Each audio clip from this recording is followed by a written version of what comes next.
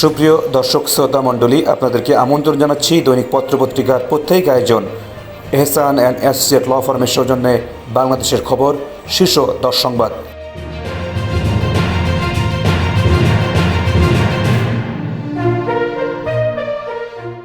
অন্তর্বর্তী সরকারের প্রধান উপদেষ্টা অধ্যাপক ডক্টর মোহাম্মদ ইউনূস আজ শুক্রবার 27 সেপ্টেম্বর জাতিসংঘ সাধারণ পরিষদের ৭৯তম অধিবেশনে ভাষণ দেবেন।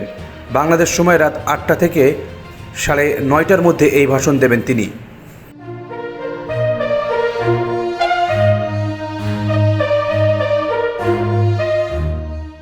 জামাত ইসলামের আমির ডক্টর শফিকুর রহমান বলেছেন, রাজনৈতিক দলসহ সব পর্যায়ের স্টক হোল্ডারদের সঙ্গে আলোচনা সাপেক্ষে সংস্কার ও নির্বাচনের রোডম্যাপ তৈরি করে যৌক্তিক সময়ের মধ্যে গ্রহণযোগ্য নির্বাচন দিয়ে সম্মানের সঙ্গে বর্তমান অন্তর্বর্তীকালীন সরকারকে বিদায় নিতে হবে।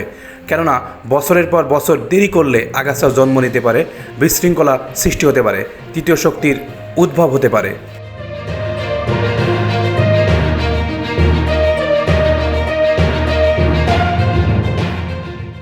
দেশে ফিরছেন আমার দেশ পত্রিকার সম্পাদক মাহমুদুর রহমান। প্রায় 5.5 বছর প্রবাস জীবনে নির্বাসিত জীবন কাটিয়ে আজ শুক্রবার দেশে ফেরেন তিনি। আজ সকাল 9:20 কাতার এয়ারলাইন্সের একটি ফ্লাইটে তুরস্ক থেকে ঢাকায় হজরত শাহজালাল আন্তর্জাতিক বিমানবন্দরে পৌঁছান মাহমুদুর রহমান। বিমানবন্দরে ফেডারেল সাংবাদিক ইউনিয়ন, ঢাকা সাংবাদিক ইউনিয়ন সহ সম্মিলিত পেশাজীবী পরিষদের নেতারা মাহমুদুর রহমানকে অভ্যর্থনা জানান।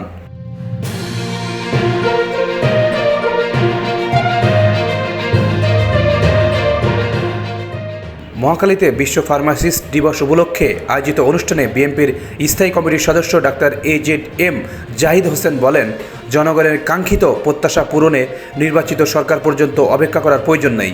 17 বছর স্বাস্থ্য ব্যবস্থা ধ্বংস করা হয়েছে, সর্বত্র আওয়ামী লীগের প্রেতাত্মারা বসে আছে। দুর্নীতির সঙ্গে জড়িতদের অপসারণ না করা হলে স্বাস্থ্য খাতে শৃঙ্খলা ফেরানো সম্ভব নয়।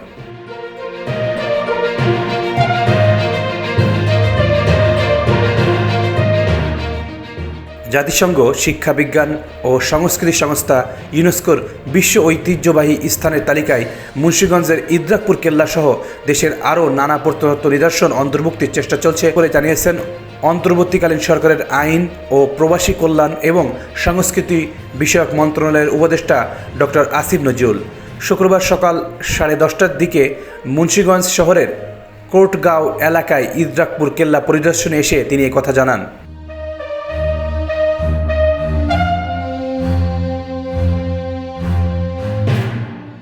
আলোক স্বল্পতা ও বৃষ্টিতে বন্ধ বাংলাদেশ ভারত দ্বিতীয় টেস্ট। মধ্যাহ্ন বিরতির পর কানপুরে আরেক দফায় নেমেছিল বৃষ্টি, তবে বেশিক্ষণ বাধা হয়ে দাঁড়ায়নি প্রকৃতি। বৃষ্টিতে 15 মিনিট পিছিয়ে দুপুর 1:40 বদলে 1:55 শুরু হয় খেলা। এরপর ঘণ্টা খানেকও খেলা হয়নি। এরপর আলোক স্বল্পতায় খেলা বন্ধ করে দিতে বাধ্য হন আম্পায়াররা।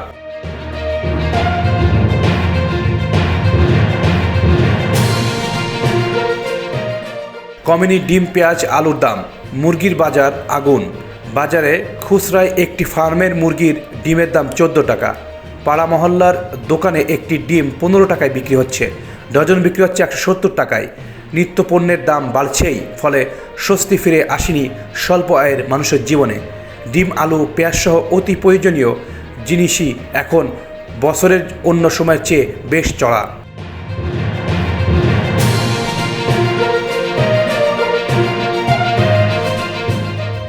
মহানবী হজরত মোহাম্মদ সাল্লাল্লাহু আলাইহি সাল্লামকে কটূক্তির প্রতিবাদে রাজধানীতে বিক্ষোভ।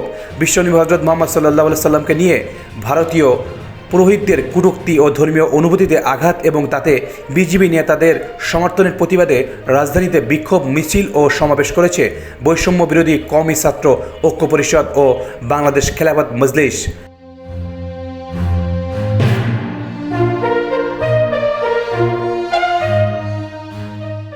টাইম ম্যাগাজিনকে নাহিদ ইসলাম বলেন, আবু সাঈদ হত্যাকাণ্ডই ছিল আন্দোলনের গেম চেঞ্জিং মুহূর্ত।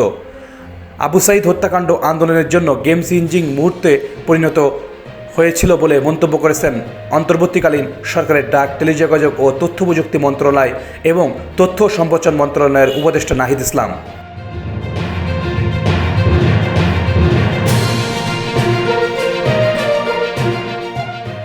এবছরের নভেম্বরে অনুষ্ঠিত হতে যাচ্ছে মার্কিন প্রেসিডেন্ট নির্বাচন। আসন্ন এই নির্বাচনের পর যুক্তরাষ্ট্রের সঙ্গে তুরস্কের সম্পর্ক উন্নত হবে বলে আশা প্রকাশ করেছেন তুরস্কের প্রেসিডেন্ট রিসেপ তাইপ এরদোগান। সেই সঙ্গে তিনি এ বিষয়ে সংশয় প্রকাশ করেছেন। এরদোগান উল্লেখ করেছেন, যুক্তরাষ্ট্রের আগের প্রশাসনগুলোর আচরণ তার দেশের জন্য ছিল নিতান্তই হতাশাজনক।